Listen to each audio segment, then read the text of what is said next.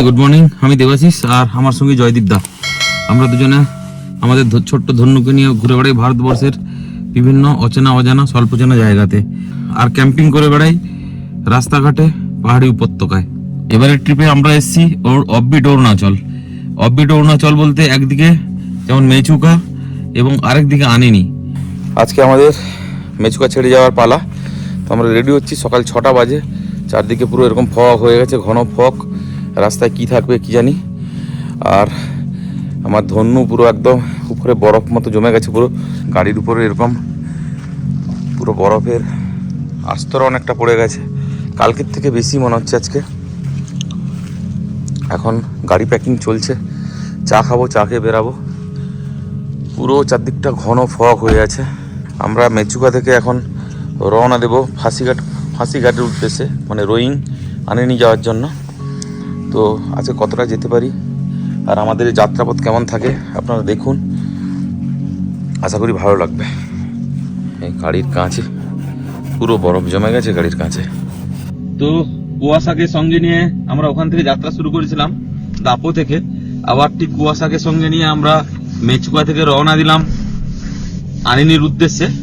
তো আজকে তো ফাঁসিঘাট বা রোয়িং অব্দি যাওয়ার চেষ্টা করব, কিন্তু চারদিকে ডেন্স পুরো কুয়াশা রয়েছে। এখন দেখে যেতে হবে আমাদেরকে কিরকম পয়সান থাকে তার উপরে। কালকের মেচুকা শহর আর আজকের মেচুকা শহর দুটো কিন্তু আলাদা, তাই তো? একদম একদম রূপ পুরো অন্যরকম হয়ে গেছে। কালকে কত প্রাণবন্ত মনে হচ্ছিল, আজকে কেউ বেরায়নি। একদম। এখান থেকে আমরা ডান দিকে চলে যাব আলোর দিকে। সিওমি ডিস্ট্রিক্ট মেচুকা থেকে এবার চললাম। সূর্য দেখেছো থালার মতো দেখা যাচ্ছে, হ্যাঁ, কিন্তু কোনো তেজ নেই। কালকে কিন্তু এখানে অনেক লোকজন ছিল, হলচল হয়ে গেছিল পুরো একদম। হ্যাঁ।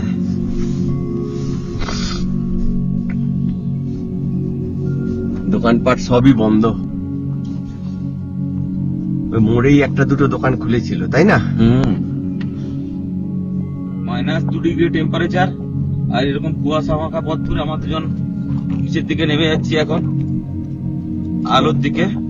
আমরা একাই আছি, কেউ নেই আমরা একাই আছি রাস্তায়।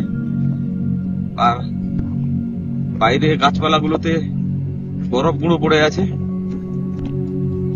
জমে গেছে অ্যাকচুয়ালি। হ্যাঁ, এই পথ দেখো, এই প্রকৃতি দেখো, এই নির্জনতাকে অনুভব করো। আমরা তো দিন তারিখ সবই ভুলে গেছি দুজনে, হ্যাঁ। আর মোবাইলে নেটওয়ার্কও নেই, কখনো আসে কখনো থাকে না, 1 ঘন্টার জন্য থাকে। পাইন গাছের উপর গুলোতে, পাতা গুলোতে পুরো বরফ জমে আছে। হ্যাঁ, পিছনে ব্যাকগ্রাউন্ডে আবার মেঘগুলো উড়ে যাচ্ছে, রোদও পড়েছে হালকা, সাদা হয়ে আছে পুরো। হ্যাঁ, -2 ডিগ্রি তোমাকে তখনই বললাম না? হ্যাঁ। তাহলে দেবাশিস, হ্যাঁ বলো বলো। তো কেমন অনুভূতি রইলো মেচুকার? দারুণ, বিশেষ করে লামেং একবার যেতেই হবে মেচুকা এলে। লামেং? ওই যে কালকে গেছিলাম, হ্যাঁ, লামেং না ওই টাইপের ছিল তো। হ্যাঁ, লামেং দারুণ। অফবিট অরুণাচলকে দেখছি এখনো আমরা, দেখা শেষ হয়নি।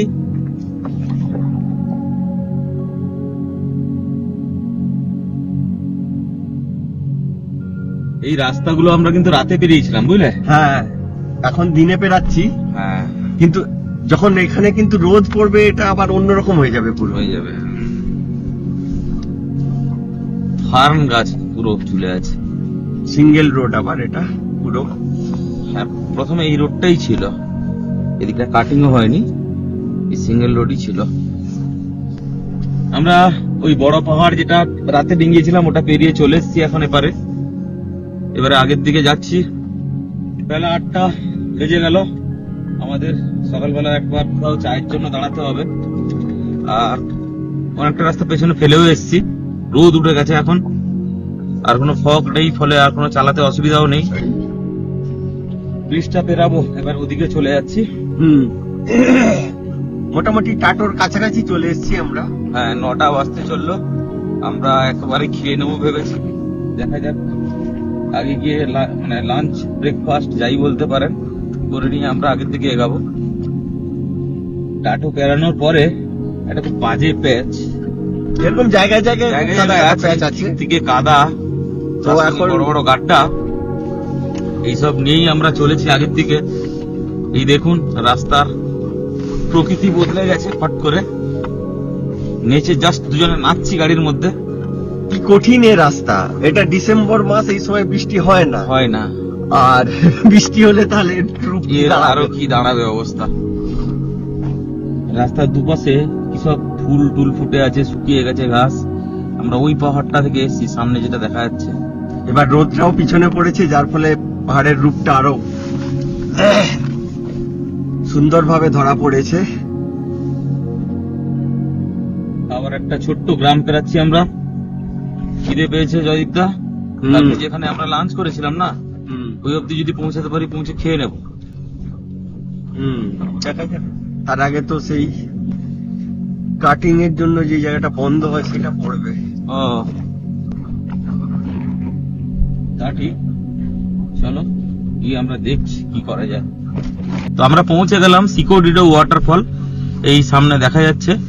তো গাড়িটাকে একটা জায়গায় রাখতে হবে। আমরা পৌঁছে গেছি সিকোডিডো ওয়াটারফলে। অসাধারণ এই ওয়াটারফল, আমি ঘুরিয়ে দেখাচ্ছি। এই হচ্ছে সেই ওয়াটারফল, বিশাল বড়, কনকনে ঠান্ডা।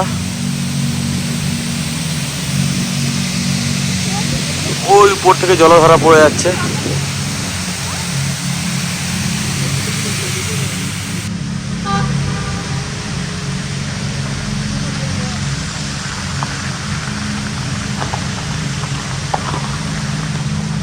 রোড কাটিং এ আটকে গেছি, খাওয়ারও নেই পেটে। 11টা বাজে, পেট চুঁচো করছে একদম। 7টা থেকে 11টা 4 ঘন্টা চালিয়ে নিয়েছি, এখনো খাবারের সন্ধান নেই। এখানে রাস্তা কিন্তু যেখানে কাটিং চলছে মাঝে মধ্যে বন্ধ হয়ে যায়, আবার ছাড়ে, এরকম একটা গ্যাপ আছে, বিভিন্ন টাইমিং আছে। তো কনস্ট্যান্টলি 2-3 ঘন্টা আটকানোর কোনো ব্যাপার নেই এখানে। ওই বেসিক্যালি আধ ঘন্টা 1 ঘন্টাও পেতে যেতে পারে। 1 ঘন্টা। আমরা 11টার দিকে লাঞ্চ করে নিলাম এই ধাবাতে, রাস্তার উপরেই। এখানে মোটামুটি সব রকম খাবার পাওয়া যায়, মাছ, মাংস, ডিম, যদিও আমরা ভেজ খেলাম। তো এবার আমরা আলোর দিকে যাব প্রথমে, তারপর আলো থেকে আমাদের রাস্তা ডিভাইড হয়ে যাবে। আমরা পাঙ্গিনের দিকে চলে যাবো, হাসিঘাট, রোয়িং যে রাস্তায় যাচ্ছে। বলছি জয়দীপদা, হ্যাঁ তাহলে আমাদের তো লাঞ্চ হয়ে গেল, হয়ে গেছে। এবারে আমরা প্রথম হচ্ছে কি আলো পৌঁছাবো। আলো থেকে আমরা ফাঁসিঘাটের দিকে নেবো, তাই তো? একদম। তারপরে যতদূর ওইদিকে কোথায় গিয়ে থাকা যায় অন্ধকার হওয়ার আগে সেটা চেষ্টা করব। আর ওই দিকটা সম্পর্কে আমরা বিশেষ কিছু জানিও না। একদম নতুন রাস্তা, দুজনের জন্যই নতুন রাস্তা, নতুন প্রকৃতি। তো দেখা যাক আজকে কিরকম কি করা যায়, ক্যাম্পিং এর লোকেশন পাই কিনা। মানে অনেক ছোট ছোট উপজাতি ট্রাইবাল শ্রেণীর গ্রাম পেরিয়ে আসছি। হ্যাঁ, এই রো বলে একটা ছোট্ট গ্রাম পেরোলাম, ছবির মতো। তো আলো পৌঁছাতে আমাদের আরো অনেক সময় লাগবে, তবে এখন রাস্তা ভালো পেয়ে গেছি। মাঝখানে কিছুটা খারাপ, তারপরে পুরোটাই ভালো পাবো মনে হচ্ছে আলো অব্দি। এখন চলেছি দুজনের সামনের দিকে। বেলা মাত্র 12টা বাজে, তো বিকাল 4টা অব্দি তো সূর্য থাকবে, মানে আরো ঘন্টা 4 গাড়ি চালানো যাবে। দেখা যাক কোথাও অব্দি পৌঁছাতে পারি। আমরা যাবো তো আনিনি।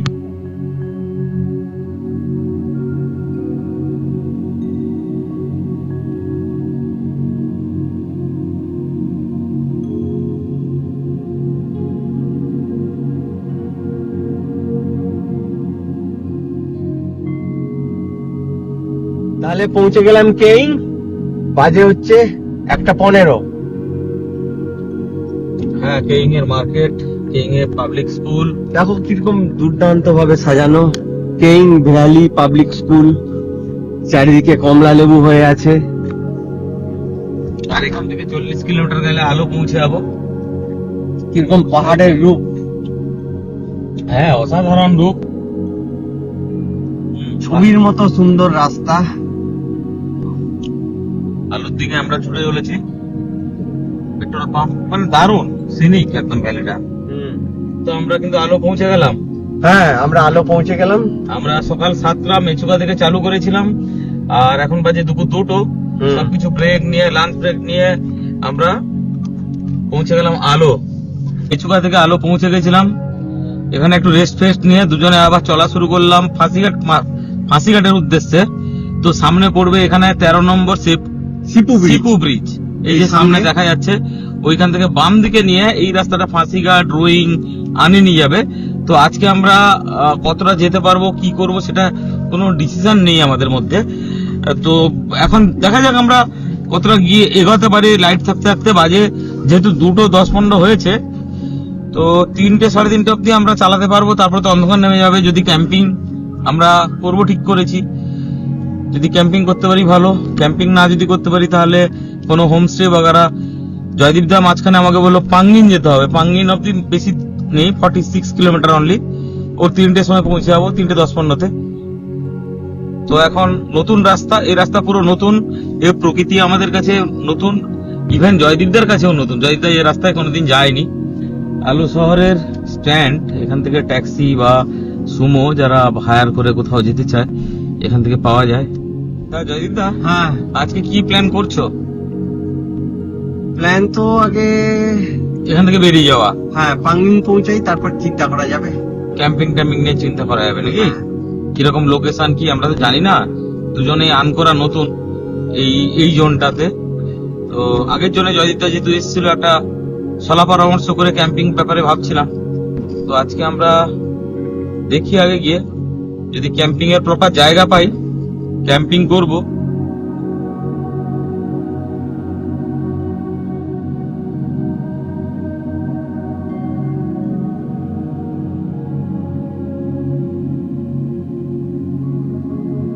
গাছ ভর্তি কমলা লেবু,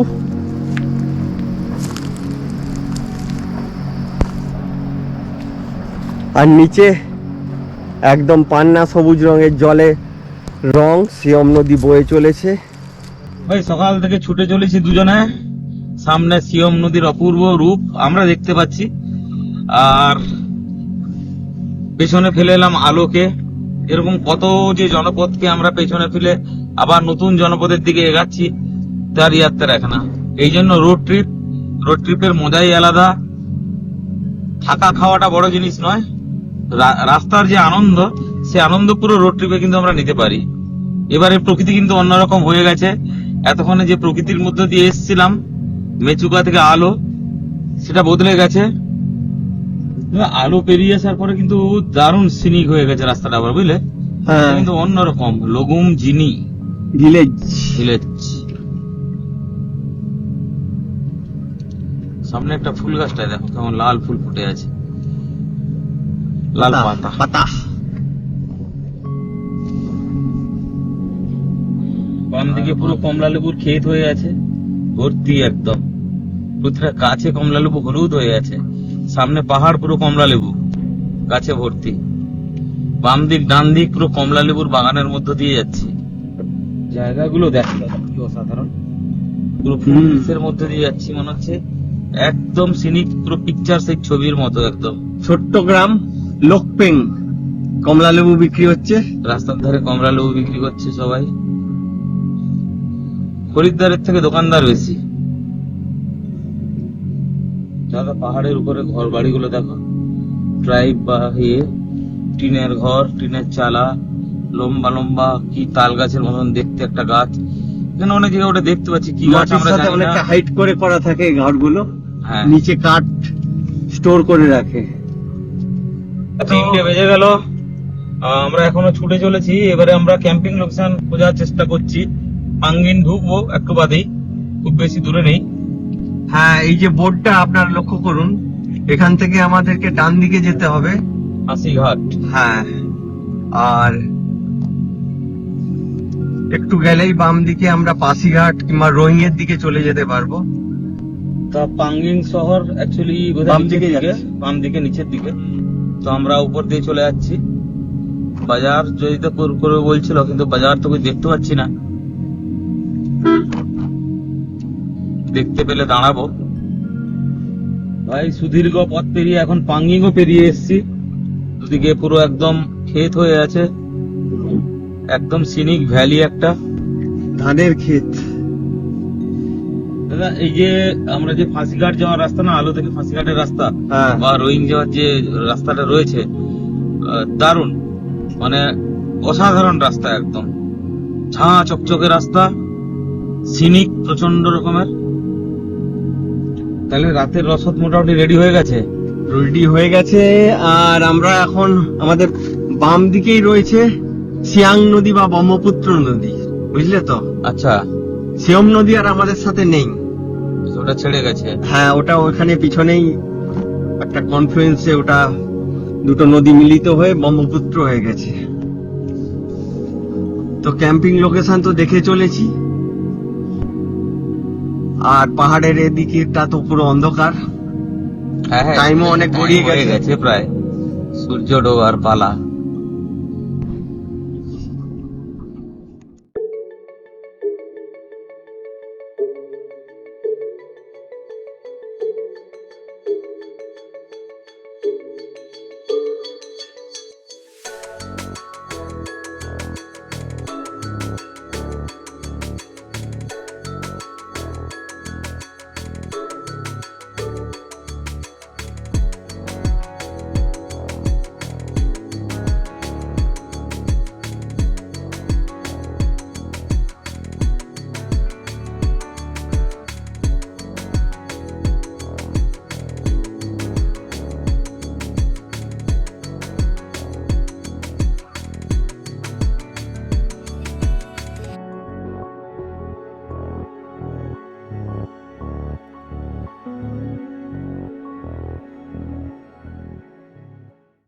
টেন্ট আমাদের অলমোস্ট রেডি হয়ে গেছে।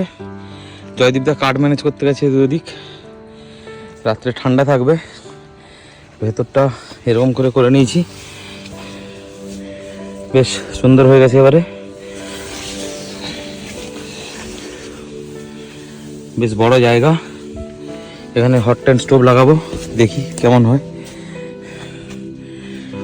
এখন কাঠগুলোকে একটু চিরে নিই ফটাফট করে। দেবাশিস রাত্রের জন্য কাঠ তৈরি করছে।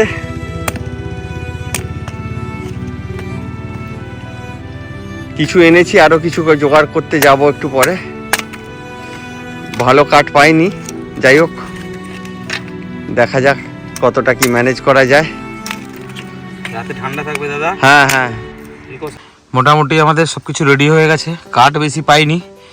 এই যে আমাদের হট টেন্ট স্টোভ, আজকে ঠান্ডা আছে বলে ভেতরে লাগিয়েছি।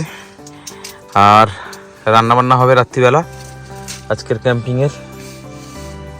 সুন্দর করে টেন্ট টাঙানো হয়েছে। জয়দীপদা এখন পেঁয়াজ কাটছে, আর এটা জ্বালাবো এখন। তারপরে ডিমের ঝোল ভাত রান্না হবে, খেয়ে দিয়ে ঘুমাবো। আমাদের হিটার কিন্তু জ্বলে গেছে, রুমের মধ্যে পুরো অসাধারণ গরম লাগছে। এই হচ্ছে আমাদের টেন্ট। আমি আর জয়দীপদা এখন ঘুমাবো। রান্না হয়ে গেছে ডিমের ঝোল ভাত, আর আমরা ভেতরে হট টেন্ট স্টোভ জ্বালিয়েছি। জয়দীপদা মাছ এনেছিল, মাছ ভাজছে দেখো।